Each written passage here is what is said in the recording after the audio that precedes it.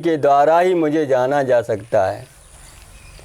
और जो भक्त मुझको प्राप्त कर लेता है तो भगवान कहते हैं माम पेत पुनर्जन्म दुखालयम शाश्वतम नाप्नुमन्त महात्मा संसिद्ध परमागता। जो मेरा भक्त मुझको प्राप्त हो जाता है उसको इस भौतिक दुख रूप और परिवर्तन रूप संसार में नहीं आना पड़ता। माम पेत पुनर्जन्म दुखालयम, दुखालय में ये संसार दुख का घर है। यहाँ पर कोई सुखी नहीं है। कोई अपने शरीर से दुखी है, कोई अपनी संतान से दुखी है, कोई अपनी स्त्री से दुखी, और ये सब कुछ है, लेकिन बुढ़ापे पे तो दुख ही दुख है। और मृत्यु के समय भी महान कष्ट होता है। मृत्यु के समय इतना कष्ट होता है जैसे हजारों बिच्छू डंक मारें। तो यहाँ दुख ही दुख है। इस संसार के दुख या स्वर्ग के भी सुख क्षण की सुख हैं। तो मुझे इस जन्म मृत्यु जरा व्याधि से छुटकारा पाना है और दुख रूप संसार से, दुख के घर से भगवान की प्राप्ति करना है।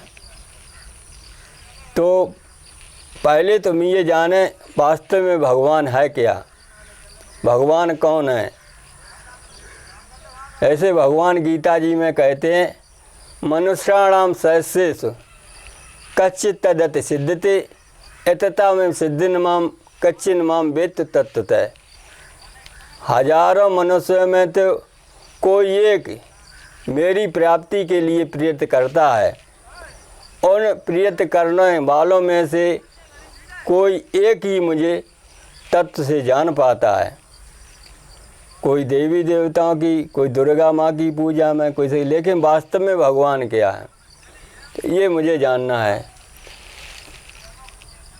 तो भगवान शास्त्र के माध्यम से बता, जैसे ब्रह्मा स्वयं कहते हैं ईश्वरः परम कृष्ण सच्चिदानंद विग्रह अनादिराद गोविंद सर्व कारण कारणात्।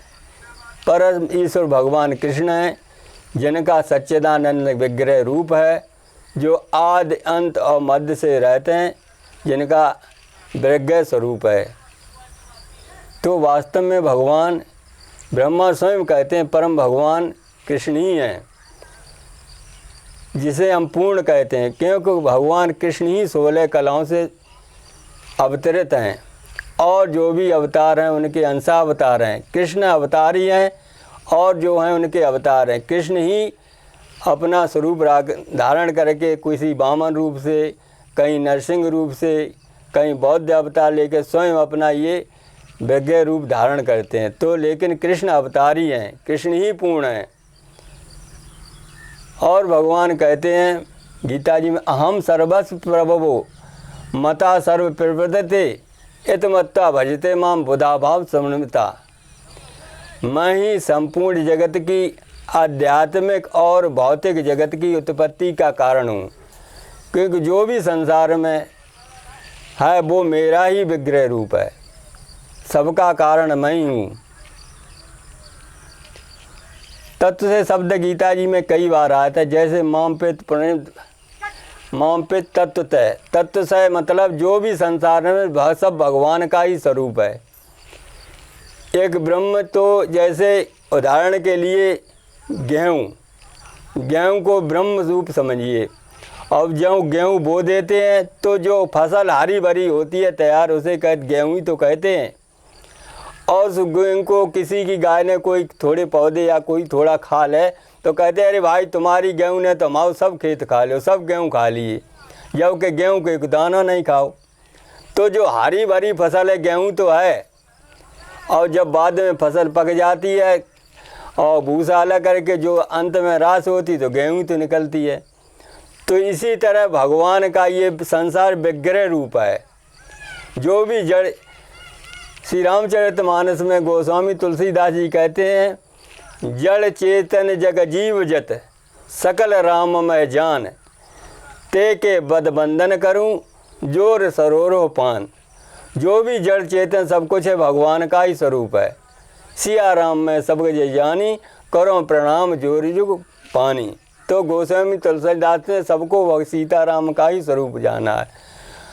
और भगवान भी कहते हैं गीता जी में, बहुनाम जन्मनामन्ते ज्ञानवानाम प्रबद्धते वासुदेव शर्मित स महात्मा सुदुर्लभा। भगवान कहते हैं बहुत जन्मों के अंत के जन्म में ये ज्ञान हो पाता है, सब कुछ कृष्ण ही है, सब कुछ वसुदेव भी है, ऐसा महात्मा बहुत ही दुर्लभ है जो हर एक में भगवान का दर्शन करे। और जो भी भगवान के भक्त हुए उन्होंने हर एक में भगवान का ही दर्शन किया। जैसे प्रहलाद जी महाराज ने खम्भ में ही भगवान का दर्शन किया तो भगवान खम्भ में ही प्रकट हुए, और मीरा ने जहर में दर्शन किया तो भगवान जहर में ही प्रकट हो गए। तो भक्त जिस श्रद्धा और प्रेम के साथ जिसमें भगवान को चाहता उसी में भगवान प्रकट हो जाते हैं। भगवान के दो स्वरूप हैं, एक साकार और एक निराकार स्वरूप। निराकार स्वरूप से ब्रह्म रूप कहते हैं, साकार रूप से सीताराम कुछ भी कहो। तो एक हमने बचपन में ही एक संत से दोनों जिसमें एक पद हैं कुछ साकार और निराकार का निरूपण है। जर्रे जर्रे में है झांकी भगवान की, किसी सूझ वाली आँख ने पहचान की। नामदेव ने पकाई रोटी कुत्ते ने उठाई, नामदेव ने पकाई रोटी कुत्ते ने उठाई। पीछे घी का कटोरा लिए जा रहे, थोड़ा घी तो लेते जाओ स्वामी, रूखी तो न खाओ। रूप अपना क्यों मुझसे छुपा रहे, मेरा तेरा एक नूर फिर काये को हुजूर। तूने शकल बना ली है शान की, मुझे ओढ़नी ओढ़ा दी इंसान की। जर्रे जर्रे में है झांकी भगवान की। तो नामदेव ने तो कुत्ते में ही भगवान का दर्शन किया, तो कुत्ते से ही भगवान जब दर्शन किया, एक बार नामदेव ने रोटी बनाई, कुत्ता आया तो उसे लेकर चल दिया, तो उसके पीछे घी ले। प्रभु अभी इसमें गीता लगा ही नहीं, थोड़ा घी तो इसमें लगा दें, तो कुत्ते में ही भगवान का दर्शन किया। तो ऐसा भक्त है हर एक में भगवान का दर्शन कहते। मीरा ने जहर में दर्शन किया, जैसे कहते हैं निगाह मीरा की निराली पी गई जहर की प्याली। ऐसा गिरधर बसाया हर सांस में, जब आया काला नाग बोली धन्य मेरे भाग में। प्रभु आज आए हो सांप की लिबास में, आओ आओ बलिहार, आओ आओ बलिहार। काले कृष्ण मुरार, है कृपा निधान की। धन्यवादी हूँ मैं आपके एहसान की। जर्रे जर्रे में है झांकी भगवान की। तो परमात्मा कण कण में व्याप्त है। बहुत से हमारे कहते अरे पत्थर को क्यों पूजो, पत्थर में भगवान थोड़े, लेकिन भगवान सब जगह हैं। श्रद्धा चाहिए भगवान के लिए, भाव चाहिए, भाव से ही भगवान प्रकट होते हैं। तो कहते हैं भाव बिना बाजार की छुट्टी हो।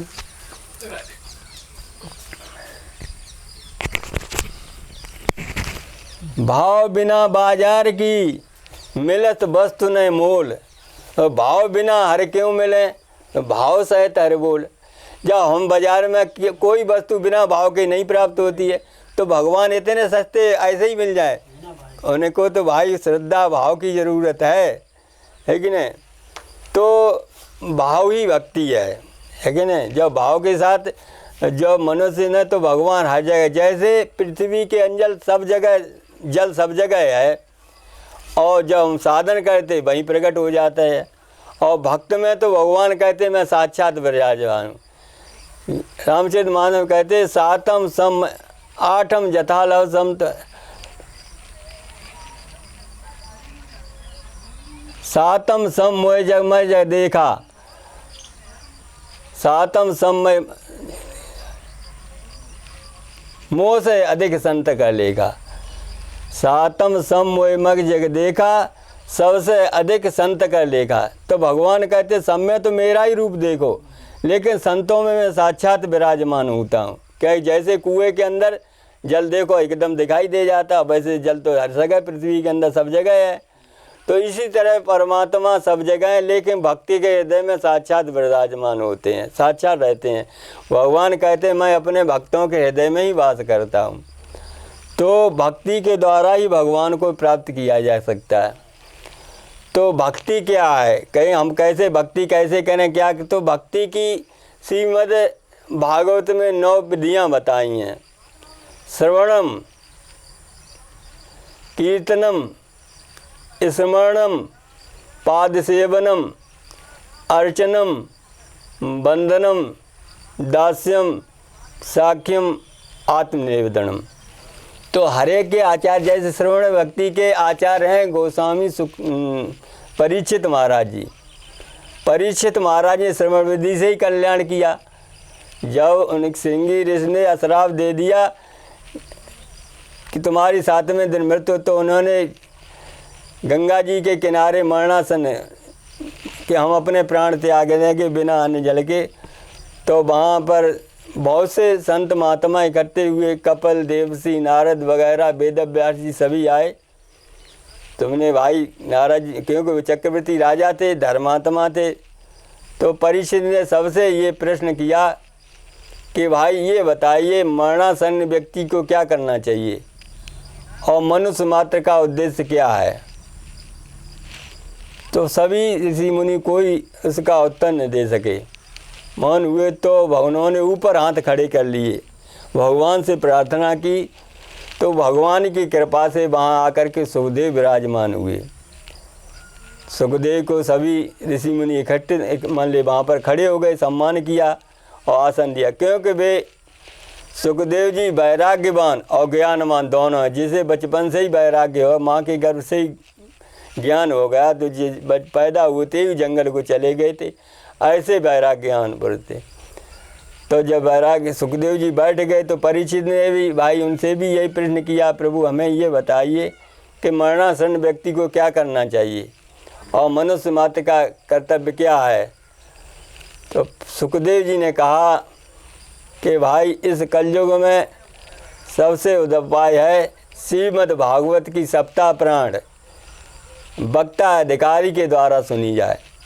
क्योंकि वक्ता ऐसा होना चाहिए ज्ञान वैराग्य संपन्न हो, है कि ना, जिसे ज्ञान जो चीज़ की परंपरा से शिक्षा, जैसे किसी गुरुकुल में आज तो कोई गाना बजाना सीख लेते, बस अपने धन उपार्जन का साधन अपने कथा कहने लगे। लेकिन जिसने गुरुकुल से कहीं भागवत की शिक्षा प्राप्ति हो, है कि ना, और ज्ञानवान और वैराग्यवान भी हो, उसमें किसी प्रकार का विषय न हो, है कि नहीं, किसी पान बीड़ी तम्बाकू, या आज तो कुछ ऐसे अपनी तम्बाकू मुँह में डाल लेते हैं, बहुत से ऐसे मदिरा पान भी कह के कथा कहते हैं। ऐसा न, ज्ञान सुखदेव जी ज्ञान वैराग्य संपन्न थे। ऐसा वक्ता होना चाहिए शास्त्र के अनुकूल कहता हो, जिसने श्रीमद् भागवत का विद्वत से किसी गुरुकुल में शिक्षा पाई हो, भागवत को श्लोक के आधार पर कहे, उसकी व्याख्या कहे। ऐसे वक्ता के द्वारा कथा सुनी जाए तो कथा कल्याण करती है श्रीमद्। और 7 दिन में ही कथा सुन करके अपने में बदलाव नहीं हुआ, कोई परिवर्तन नहीं हुआ, तो कथा सुनना ही बेकार है कि नहीं। तो श्रवण भक्ति सबसे पहले है, श्रवण भक्ति। श्रवण भक्ति के आचार्य हैं परीक्षित महाराज। इसके बाद है कीर्तन। कीर्तन के आचार्य हैं गोस्वामी सुखदेव दास, सुखदेव जी। सुखदेव जी ने कथा के प्रसंग से संसार के ये भागवत का प्रचलन किया और इससे आज सभी का कल्याण होता है। तो ये कीर्तन मतलब भगवान का गुणानुवाद का श्रवणम कीर्तनम पाद सेवनम, है कि नहीं। पाद सेवन जैसे लक्ष्मी जी भगवान के हमेशा चरणों की सेवा करती हैं। पाद सेवन की सबसे आचार्य हैं लक्ष्मी जी। अर्चनम, अर्चन के आचार्य हैं राजा पृथु महाराज। श्रवणम कीर्तन श्रवण पाद से अर्चनम वंदनम दास्यम, दास्य भाव है सबसे ज़्यादा हनुमान जी में, जो हर समय हमेशा भगवान की सेवा में रहते हैं, जिन्होंने सब भगवान से अपनी उनकी सेवा ही मांगी है प्रतिक्षण के लिए। दास्य भाव तो हनुमान जी इसके आचार्य हैं। दास्यम साख्यम, सखा भाव के आचार्य हैं अर्जुन, है कि नहीं। तो अर्जुन भगवान के सखा थे और जिनको भगवान ने देखो इतना दुर्लभ गीता जी के मतलब श्रीमद् भगवद गीता का ज्ञान दिया। और अंत में आता है आत्मनिवेदनम, अपने को समर्पण कर देना। इसके आचार्य हैं बलि महाराज। बलि महाराज ने भगवान वामन को सब कुछ दे दिया, 2 पैर में उन्होंने सब कुछ नाप लिया, उनके पास कुछ रहा ही नहीं। तो भगवान बलि महाराज उनके अपने नतमस्तक हो जाए, ये प्रभु अब आपका आश्रय, अपने को समर्पण कर दिया।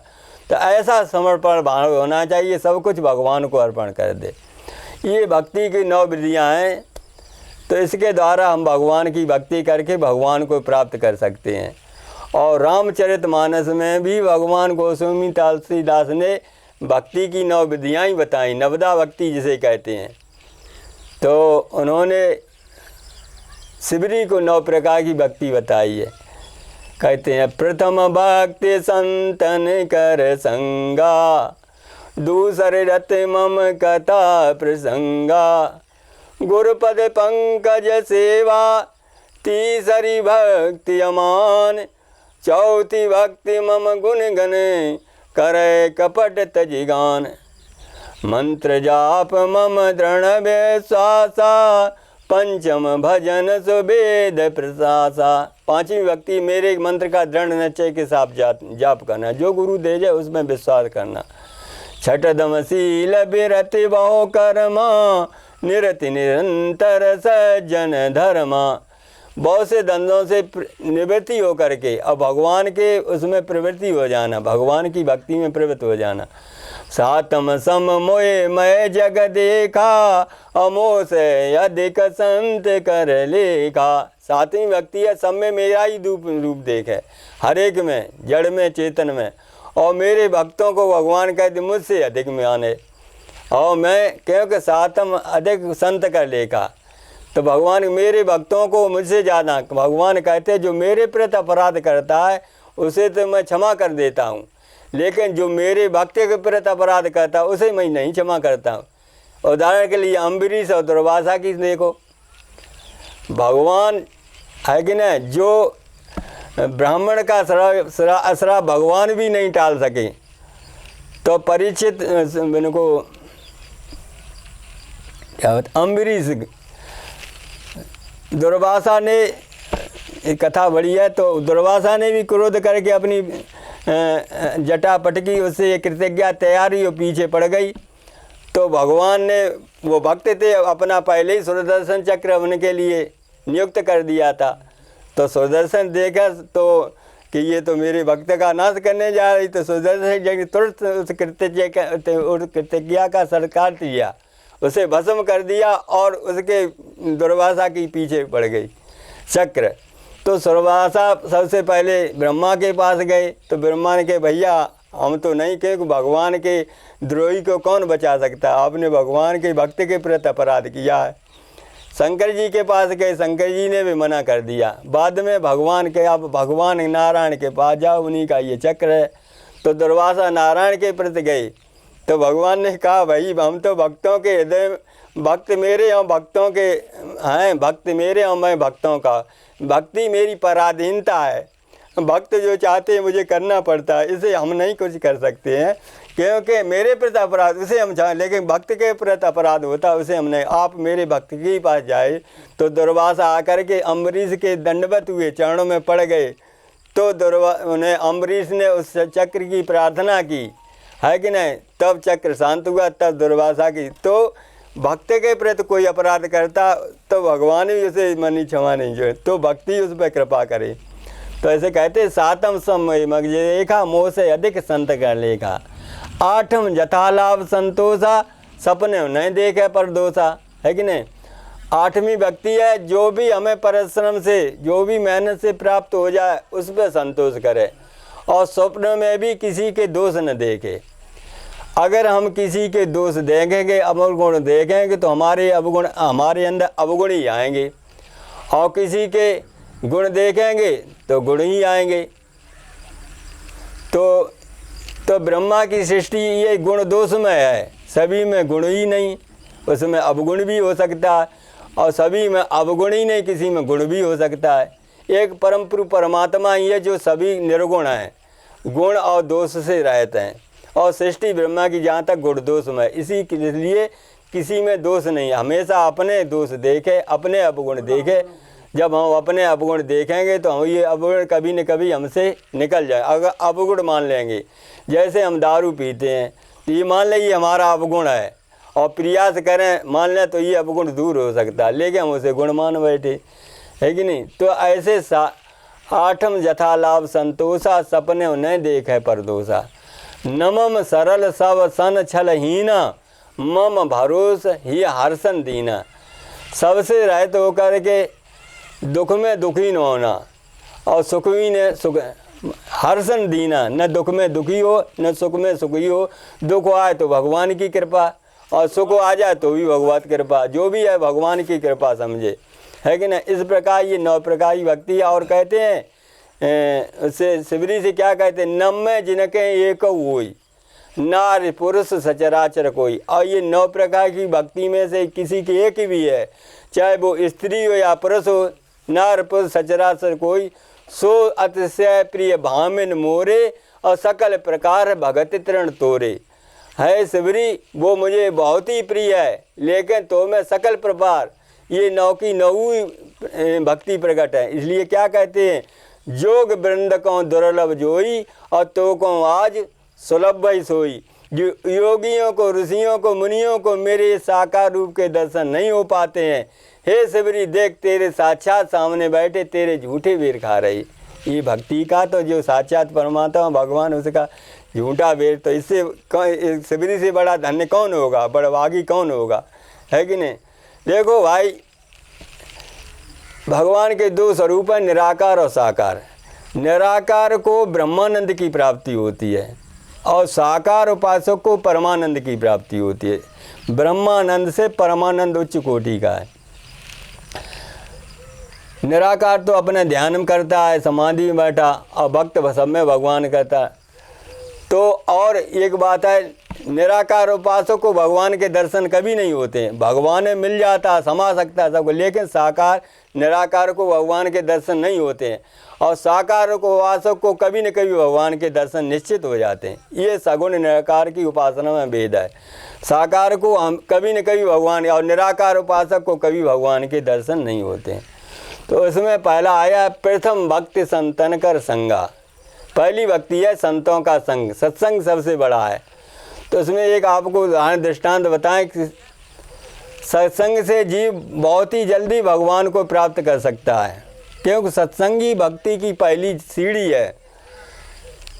तो एक उदाहरण से, एक बार नारद जी के मन में विचार आया कि संतों के दर्शन से किसी शुभ कार्य की प्राप्ति होती है। अब कौन से फल की प्राप्ति होती है, अब किससे पूछें, वो तो देवताओं के भी ऋषि देवऋषि नारद कहलाए। उन्हें कहा अच्छा भगवान के पास चलो। तो नारद जी ने अपनी वीणा उठाई, बजाते सीधे द्वारकापुरी पहुँचे भगवान कृष्ण के पास। तो नारद जी गए तो भगवान ने उनका यथोचित सत्कार किया, आसन दिया, बैठाला, सेवा की। पूछा महाराज बताओ कैसे पदार्पण हुआ, सेवा बताओ हमारे लिए। तो उन्होंने बड़ी शंका कह दी, कभी ये बताओ कि संतों के दर्शन से किसी शुभ कार्य की प्राप्ति होती है, वो कौन से फल की प्राप्ति होती है। तो भगवान ने कहा ये बताओ कि आप सुनना चाहते हो कि देखना चाहते हो। भाई किसी सुनने से अगर देखे में तो ज़्यादा उसमें मन आनंद। तो नारद जी कहा प्रभु दिखा दो तो मान कृपा आपकी। तो मैंने अच्छा आपको दिखाएंगे संतों के दर्शन से कौन से फल की प्राप्ति होती है। तो उन्होंने कहा मेरी एक बात मानो कि आप गंगा जी के किनारे जाओ, एक मत्स्य कछुआ है, वो आपको बताएगा संतों के दर्शन से कौन से फल की प्राप्ति होती है। तो भगवान की आज्ञा से नारद जी ने अपनी वीणा उठाई और नारायण नारायण करते हुए वायु मार्ग से थोड़ी देर में गंगा जी के किनारे पहुँचे। तो पूर्णमासी का दिन था, चंद्रमा 16 कलाओं से सुशोभित था। ऐसी चांदनी रात में बालू के कड़मगांव में तो नारद जी तो समाधिस्थ हो गए, समाधि लग गई, क्योंकि वहाँ आनंद मिला उन्हें। थोड़ी देर में ध्यान आया समाधि को, अरे हम तो इस कार्य के लिए आए। तो जैसे चले गंगा जी में प्रवेश किया तो देखें कि एक कछुआ तैरता हुआ आया। उस कछुए ने नारद जी के दर्शन किया, चरण स्पर्श किया और कछुआ तो शरीर शांत कर गया, मतलब उतरा के चल दो। तो नारद जी ने कहा भाई इसमें तो कोई बात, इसमें कुछ नहीं कहा सुना, ये तो शरीर शांत करे, इससे आगे बात ही क्या बढ़े। तो नारद जी ने फिर सोचा अरे चलो फिर भगवान से चलें। फिर भगवान को आके प्रभु आपने ऐसे अच्छा भेजा, वो तो उसने दर्शन किए, चरण स्पर्श किए और शरीर शांत करके और जल में उतरा के चल दिया। तो नारद जी तो बोले कई बात नहीं प्रभु, आपको कष्ट तो हुआ, एक बार और प्रयास करो। कह रहा प्रभु कि नहीं महाराज, वो तो भगवान ही ज़्यादा निवेदन किया कि जाओ, एक जंगल है, उसमें एक बरगद का वृक्ष है, उसमें एक तोते का बच्चा अभी हल्का, वो आपको बताएगा संतों के दर्शन से कौन से फल की प्राप्ति होती है। नारद जी ने अपनी फिर से बीणा उठाई और नारायण नारायण करते हुए वायु मार्ग के थोड़ी देर में जंगल में पहुँचे। चलते देखें उसी बरगद के नीचे, वृक्ष के नीचे पहुँचे तो देखें ऊपर से एक तोते का बच्चा गिरा, जो हाल ही का था, 1-2 दिन का। तो उसने भी नारद जी के दर्शन किए, चरण स्पर्श किए, वो भी शरीर शांत कर गया। अब तो नारद जी को थोड़ी झुलझुलाहट आई कि अच्छे भगवान के पास गए कि यहाँ जाओ वहाँ जाओ। अब भगवान के फिर झुलझुला के पहुँचे। भगवान के प्रभु आपको बताना नहीं था, कुछ कहें तो आप पहले मना कर देते कि वहाँ चले जाओ, कि जंगल में चले जाओ। तो लेकिन भगवान तो भाई वो तो कहते मुनि मन मोहिनी, जो मुनियों के मन को भी मोहित कर ले, ऐसी वाणी मुनि मन मोहिनी वाणी से बोले महाराज आपको कष्ट हुआ, क्षमा करो, है कि नहीं। क्योंकि भगवान तो बड़ा क्षमावान है। उन्हें क्या कहा प्रभु एक बार और कष्ट करो, आपसे बड़ा निवेदन महाराज, आपको कष्ट है, ये अब की बार में आपको निश्चय आपका उत्तर मिलेगा। ज़्यादा आग्रह किया तो भगवान ने कहा चलो भाई और एक बार। नारद जी ने फिर अपनी बीणा उठाई, थोड़ी देर में हाँ ये कहा आप जाओ एक निर्वंशी राजा